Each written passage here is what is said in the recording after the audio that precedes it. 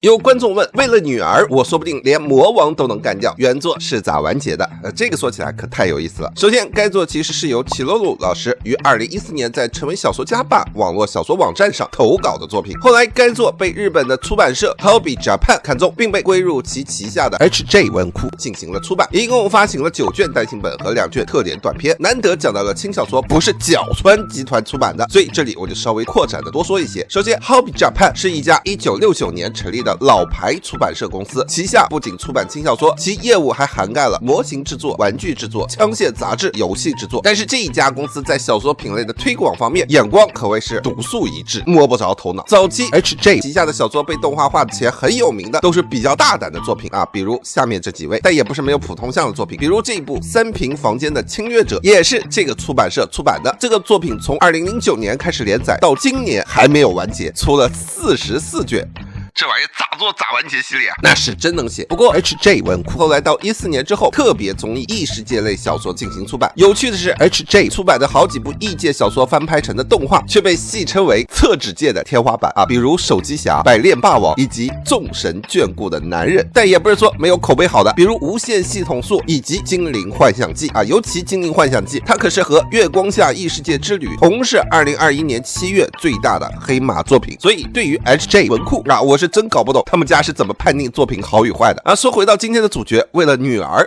我们2019年看到的12集 TV 动画版实际翻拍了小说的前3卷的内容，但第3卷的故事其实并没有演完，动画组故意把剧情停留在了还在养女儿的剧情处就停笔了。实际上紧接在动画的剧情之后，男主出去完成任务回来的时候，女主已经14岁了，正好赶上祭典活动。女主思念男主很久了，所以等男主一回来，女主就像养了他7年的监护人男主说道，我从来没把你当爸爸看。男主当时就心碎了，心说完了，我女儿进入叛逆期了。结果后来在男主记住的酒店老板娘的提示之下，男主才明白，女主说这话的意思是女主不想把男主当爸爸看，而是想把男主当男朋友看的意思。男主为此很纠结。就在男主纠结期间，女主的小学同学鲁迪突然向女主告了白啊，搞得女主很不知所措。但最后女主还是选择喜欢男主，并拒绝了鲁迪的好意。在这之后，男主再次得到任务，出发去消灭魔王搞出来的魔力毒素，结果男主也中了毒，逼不得已卧床休息。女主按耐不住想念男主的心情，骑着狗就跑到了王城来找男主。女主一边治疗男主，并一边再次向男主告了白，而男主依旧很为难，毕竟他知道女主是魔族，活得会比自己长。但男主在好基友以及酒店老板娘夫妇的劝说之下，男主最终推了女主啊，两人成了一对，并且男主还带着女主去了老家勇者村，给自己的奶奶弟弟们重新介绍了一下自己的干女儿成了老婆，弟弟也是一个实在人，上来就喊曾经的侄女叫大嫂。而且很意外的是，男主家里人无障碍的接受了女主成了男主女友的这件事情。但是女主有一个问题，女主想跟男主一直在一起，但是男主是人类，不会比他活得长，所以女主主动成了第8个魔王，并把男主变成了自己的眷族，使得男主既是勇者又是魔王的眷族，成了永生不死还超强的存在。而女主之所以能够变成第8魔王，其实从一开始就被神安排好了。原来这个异世界里面有7个魔王，魔王是神特地安排从人类中挑选出来获得神力的低阶的神，魔王会给这个世界带来搅动，目的是不让这个世界过于和平而变得衰退停滞。女主其实还有一个双胞胎姐姐，她俩很小的时候跟父母住在魔界，但女主父母得到了大祭司的预言，得知了他们家的孩子可能未来会继承成为魔王。而7个魔王里面有属2只魔王特别喜欢暗中猎杀其他魔王，现如今1只魔王刚刚不知为何驾崩，魔族领地变成了群龙无首的状态。为了保护孩子不被魔王盯上，女主的爸爸趁着女儿们还没有觉醒，就带着预言比较糟糕的小女儿女主逃出了魔族领地，逃到了人类的边境隐居。而妈妈为了保护全家，逼不得已选择成为了2只魔王的眷属，作为内应好保护自己的孩子。通常眷属是没办法违背魔王的命令了，但妈妈妈提前给自己下了诅咒，使得妈妈可以在面对自己孩子时暂时违背二之魔王的命令，不会痛下毒手。但就算如此，二之魔王依旧在想尽办法寻找女主一家人，好赶尽杀绝。可惜的是，在女主小的时候，爸爸因水土不服病死了，女主被男主捡到，躲避二之魔王的追杀。现如今，女主的姐姐正好这个时候觉醒了魔王的力量，继承了一之魔王的位子，本来应该能和平很久，但是女主也这个时候觉醒了魔王的力量，成为了第8个魔王。在预言里，第8个魔王是一个会去杀死其他魔王的灾祸，所以其他魔王得知这个消息以后都跃跃欲试，要跑来先除掉女主。但在女主姐姐的周旋之下，8个魔王灵魂在魔王空间里进行开会，为了避免杀了女主以后出现新的第8个魔王依然会到处来追杀其他魔王，所以7个魔王决定先封印女主的力量，让女主沉睡。女主为了保护男主不受魔王的侵扰，最终选择被其他魔王封印，陷入了沉睡之中。但是男主看到女主不省人事以后，通过自己祖传的勇者力量，再加上一些魔族朋友告知的预言消息，马上就得知了女主醒不过来是其他魔王捣的鬼。于是男主二话不说带上了魔兽和好基友，一路杀到了魔界，仅仅用一本书的文字就把2到7的6个魔王全给杀了。女主的母亲为了避免自己失控，也让男主杀了自己，并且女主的母亲临死前告知了2只魔王所在之处，等同协助了男主杀了2只魔王。等男主要来杀1只魔王的时候，却发现女主竟然从沉睡状态中醒了过来，并且还跑到了1只魔王的住所。原来这一切都是女主姐姐设下的局，女主姐姐就是想借由男主之手除掉战力很强的2只魔王，保住自己的地位，同时也能保住女主不被人盯上。现如今其他魔王都已经死了，女主的姐姐配合着男主的力量，彻底解除了女主的封印。故事到这里，正片就差不多讲完了。后面的第6、第7、第8、第9卷大多都是番外故事，讲的是男女主相遇之前的过往，以及打败魔王之后的事情。言而总之，在故事的最后，男女主最终办了婚礼，成了夫妻。后来女主因为小时候的遭遇，依旧没有把自己当作是高贵的魔族之王，依旧跑到人类这边的酒店继续当服务员。不过过了几百年之后，女主和男主因为不老不死，所以最终两人成了当地的领主，建设了一个人类国家，并长久的与魔族和平共处。最终男女主幸福的育有1儿1女，故事到这里也正式的落下了帷幕。